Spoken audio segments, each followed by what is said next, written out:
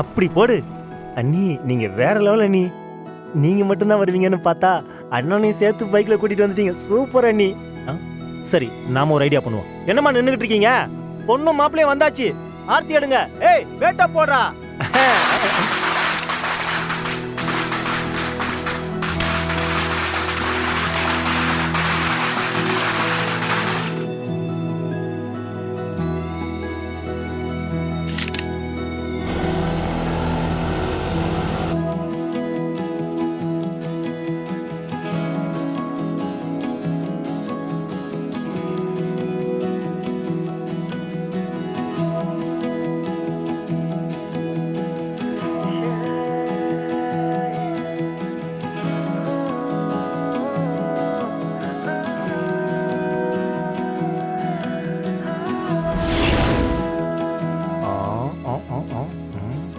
பாரதி, நீங்கள் எதுவும் வித்தியாசமாக நினச்சிக்காதீங்க. நீங்கள் என்னை ஸ்கூட்டரில் கூட்டிகிட்டு வந்ததும் உங்களையும் என்னையும் மாப்பிள்ளையும் பொண்ணா நினச்சி இங்கே இருக்கிறவங்க ஆர்த்தி எடுத்துட்டாங்க. பரவாயில்ல சார், நான் எதுவும் நினைக்கல. என்ன நின்னுட்டு இருக்கீங்க? வாங்க, மலை மேலே போவோம், டைம் ஆகுது. உனக்கு எவ்வளவு தைரியம் இருந்தா இந்த மாதிரி எல்லாம் நீ பண்ணிக்கிட்டு இருப்ப? எனக்கும் ஆதிக்கும் நடக்க போற கல்யாணத்தை தடுத்து நிறுத்திடலான்னு என்ன கொங்கனை கட்டிக்கிட்டு அலையறியா? மித்ரா, நீ சுயநினைவோடு தான் பேசுறியா? நீ தான் என் புருஷன் ஆதிய கல்யாணம் பண்ணிக்க போற. நியாயப்படி பார்த்தா நான் தான் செம டென்ஷன்ல இருக்கணும். நீ என்னடானா அடுத்த உங்க புருஷனை கல்யாணம் பண்ணிக்கிறது மட்டும் இல்லாம என்கிட்ட வந்து தேவையில்லாம கத்திட்டு இருக்க. என்ன ரொம்ப புத்திசாலித்தனமா பேசுறதா நினைப்பா? அப்படிலாம் நான் எதுவுமே சொல்லல மித்ரா. நீ என் புருஷனை கல்யாணம் பண்ணிக்கிறது எனக்கு சுத்தமா பிடிக்கல. ஆதிய கல்யாணம் பண்ணிக்கிறதுக்கு உனக்கு எந்த தகுதியும் கிடையாது. அதனால இந்த கல்யாணத்துல கண்டிப்பா பிரச்சனை பண்றதுக்காக தான் நான் இங்க வந்திருக்கேன். இது உனக்கும் தெரியும். ஏதோ புதுசா தெரிஞ்ச மாதிரி டென்ஷன் ஆகி இங்க வந்து கத்திட்டு இருக்கிறது சும்மா டைம் வேஸ்ட் மித்ரா. நான் நடக்காதன்னு சொல்ற கல்யாணத்தை நடத்தியே தீருவேன்னு நீ ஒத்த கால்ல நிக்கிற. ஒன்னு நினைச்சா எனக்கு ரொம்ப பாவமா இருக்கு. நீ ரியாலிட்டிக்குள்ளேயே வரமாட்டேங்கிற, கற்பனை வாழ்க்கையவே வாழ்ந்துட்டு இருக்க. அதனாலதான் கண்டதையும் பேசிட்டு இருக்க. ஆதி உன் கழுத்துல தாலி கட்ட இன்னும் சரியா 16 மணி நேரம் டைம் இருக்கு. அதுக்குள்ள என்ன வேணா, எது வேணா, எப்படி வேணா, எங்க வேணாலும் நடக்கலாம். இந்த டைம் முடியறதுக்குள்ள நீ யாரு, எப்படிப்பட்டவ, என்னென்ன மொள்ள மாதிரித்தனம் பண்ணிருக்க அப்படின்னு உன் வண்டவாளத்தெல்லாம் தண்டவாளம் ஏத்தி காட்டுற.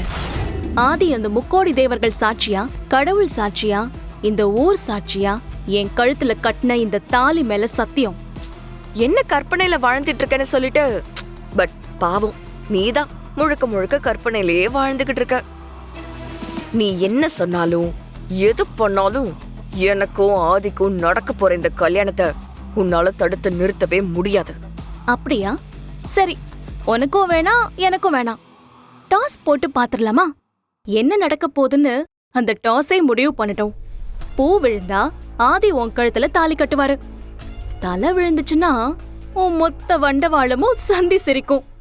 உன்னை பத்தின உண்மையெல்லாம் தெரிஞ்சதும் உன்னை முழுசா நம்பிட்டு இருக்கிற உன் பாட்டி ஆதியுமே உன்னை அசிங்கப்படுத்தி இந்த மண்டபத்தை விட்டே வெளியே அனுப்பிடுவாங்க.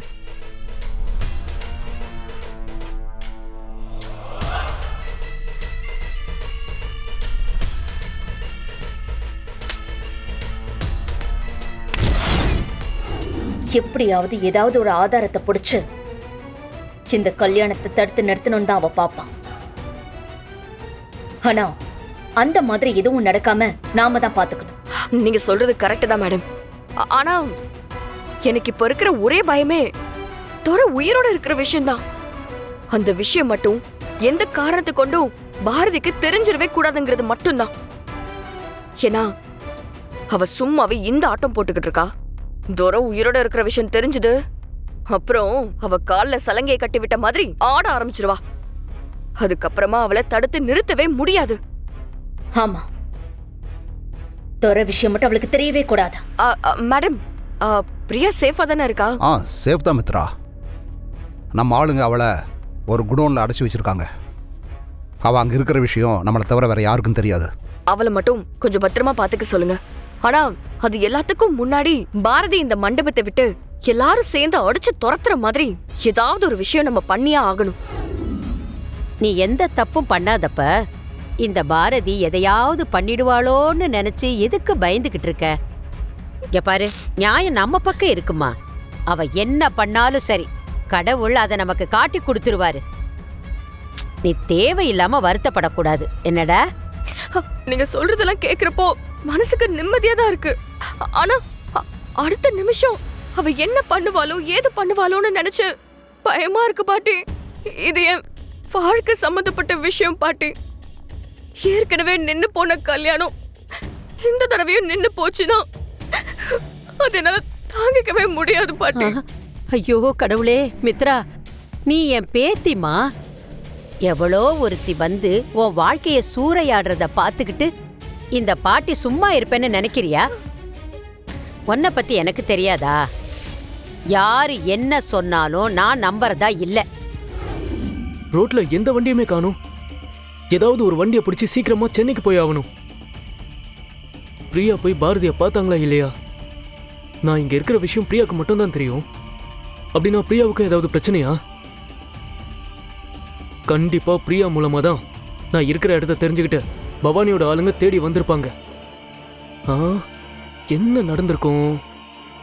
ச்சே, இப்ப என்ன பண்றதுன்னு ஒண்ணுமே புரியல.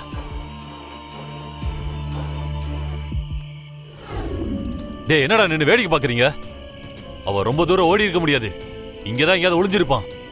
ஒரு இடம் விடாம தேடி பாருங்க. போங்கடா.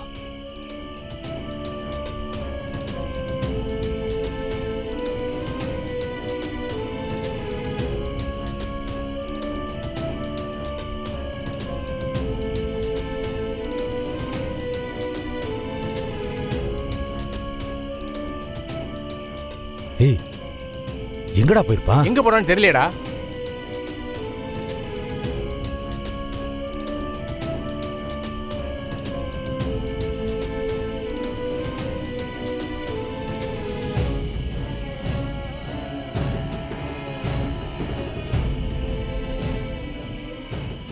அப்படின்னா பிரியா பவானி கிட்ட மாட்டிக்கிட்டாங்களா இல்ல தப்பிச்சிட்டாங்களா?